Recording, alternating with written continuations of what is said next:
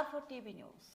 National Herald కేసులో BJP రాజకీయ కక్షతో కాంగ్రెస్ అగ్రనేతలు సోనియా గాంధీ, రాహుల్ గాంధీలపై ఈడీ వేధింపులు చేపడుతుందని ఆరోపిస్తూ ఏఐసీసీ, టీపీసీసీ పిలుపు మేరకు కరీంనగర్ కార్పొరేషన్ కాంగ్రెస్ కమిటీ ఆధ్వర్యంలో బుధవారం నిరసన ర్యాలీ నిర్వహించారు. కోర్టు చౌరస్తా నుంచి ప్రారంభమైన ఈ ర్యాలీని పోలీసులు అడ్డుకున్నారు. ఈ సందర్భంగా ర్యాలీలో పాల్గొన్న సుడా చైర్మన్ కోమటిరెడ్డి నరేందర్ రెడ్డి, కరీంనగర్ కార్పొరేషన్ కాంగ్రెస్ అధ్యక్షులు వైద్యుల అంజన్ కుమార్ తో పాటు పలువురు కాంగ్రెస్ నాయకులను అరెస్ట్ చేసి బైపాస్ లోని సిటీసీకి తరలించారు. ఈ సందర్భంగా సుడా చైర్మన్ కోమటిరెడ్డి నరేందర్ రెడ్డి మాట్లాడుతూ నేషనల్ హెరాల్డ్ పత్రికకు సంబంధించిన ఎలాంటి మనీ లాండరింగ్ జరగలేదని, అయినప్పటికీ ఈడీ విచారణ పేరుతో సోనియా గాంధీ, రాహుల్ గాంధీలను వేధించడం దారుణమన్నారు. ఈ వ్యవహారంలో ఢిల్లీ కోర్టు స్పష్టమైన తీర్పుతో బీజేపీకి చెంపదెబ్బ కొట్టినట్టయిందని వ్యాఖ్యానించారు.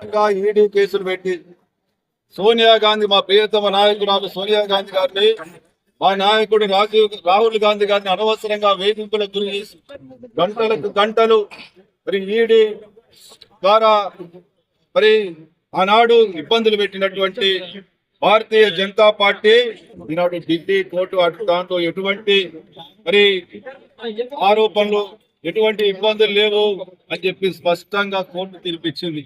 ఇప్పటికైనా చెప్తా ఉన్నాం, భారతీయ జనతా పార్టీ ఈ కక్ష సాధింపు చర్యలు కాంగ్రెస్ పార్టీని ఏ విధంగా ఇబ్బంది పెట్టాలా, ఆ నాయకులను ఏ విధంగా ఇబ్బంది పెట్టాలనే దురుద్దేశంతో ఆనాడు స్వాతంత్ర సంగ్రామంలో వేల కోట్ల ఆస్తులు ఈ స్వాతంత్ర ఉద్యమం కోసం ఆనాడు నెహ్రూ గారి కుటుంబం మరి దారాదత్తం చేసి ఆ ఉద్యమంలో ఖర్చు పెడితే, ఆనాడు ప్రజలకు తెలపడానికి, స్వాతంత్ర ఉద్యమంలో జరుగుతున్నటువంటి మరి ప్రతి విషయాన్ని ప్రజలకు తెలపడానికి నేషనల్ హెరాల్డ్ పత్రిక పెడితే, ఆనాడు స్వాతంత్ర సంగ్రామంలో వీళ్ళ యొక్క పాత్ర, వీళ్ళ యొక్క పుట్టుకనే లేనిటువంటి దౌర్భాగ్య పరిస్థితులలో ఈరోజు భారతీయ జనతా పార్టీ దాన్ని తట్టుకోలేక మా నాయకురాల మీద, మా నాయకుడి మీద అనవసరంగా ఆరోపణలు, కేసులు పెట్టి ఇబ్బంది చేసిన దానికి మేము ఖచ్చితంగా చెప్తా ఉన్నాం, ప్రతి దానికి లెక్క కడతాం.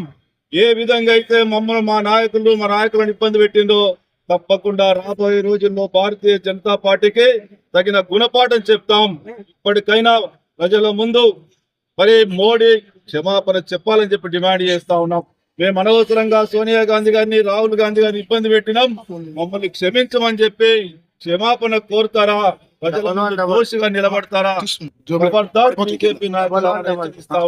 ఇప్పటికైనా ఈ కక్ష సాధింపులు బంద్ చేసి ఈ దేశానికి ఏం చేసినాం అనేది ఒకసారి ఆత్మ పరిశీలన చేసుకోమని చెప్పి డిమాండ్ చేస్తూ, మేము ఈరోజు మరి మా ఆల్ ఇండియా కాంగ్రెస్ పార్టీ ఇచ్చిన పిలుపు మేరకు మా ఇక్కడ ఉన్నటువంటి కార్పొరేషన్ అధ్యక్షుని ఆధ్వర్యంలో మేము ముట్టడి కార్యక్రమం చేపడితే, ఇలా భారతీయ జనతా పార్టీకి సంబంధించినటువంటి స్థానిక కేంద్ర సహాయ మంత్రి మమ్మల్ని అడ్డుకోవడానికి ప్రయత్నాలు చేస్తా ఉన్నాడు.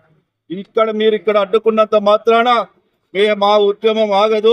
ప్రజలకు ఖచ్చితంగా మరి వీరు చేసినటువంటి కుట్రలు, వీరు చేసినటువంటి కక్షపూరిత చర్యలను తప్పకుండా ప్రజల్లోకి తీసుకెళ్తాం.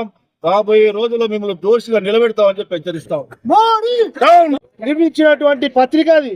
ఆనాడు మోతీలాల్ నెహ్రూ, జవహర్లాల్ నెహ్రూ గారు ఆ పత్రిక ద్వారా దేశవ్యాప్తంగా స్వతంత్ర పోరాటం గురించి ప్రజలకు తెలియజేసినటువంటి పత్రిక నడిచే పరిస్థితిలో లేనప్పుడు, దానికి సంబంధించిన ఉద్యోగస్తులకు జీతాలు ఇవ్వలేని పరిస్థితిలో కాంగ్రెస్ పార్టీ కార్యకర్తలు రూపాయి జమ చేసి నేషనల్ అనే పత్రిక యొక్క కార్మికులకు జీతాలు ఇచ్చిన సందర్భంలో ఈరోజు దానికి సంబంధించి ఈ కేంద్ర ప్రభుత్వం ఇందులో ఏదో మనీ లాండరింగ్ జరిగిందని శ్రీమతి సోనియా గాంధీ గారిపై, రాహుల్ గాంధీ గారిపై ఈ రకమైనటువంటి ఈడీ దాడులు చేసి గంటల కొద్ది ఎంక్వైరీలు చేసి వాళ్ళు సాధించింది ఏంటి అంటే, అసలు ఈడీకి ఈ యొక్క కేసుకు సంబంధం లేకుండా బ్లాక్మెయిల్ చేసే కార్యక్రమం ఈ కేంద్ర ప్రభుత్వం చేస్తుంది.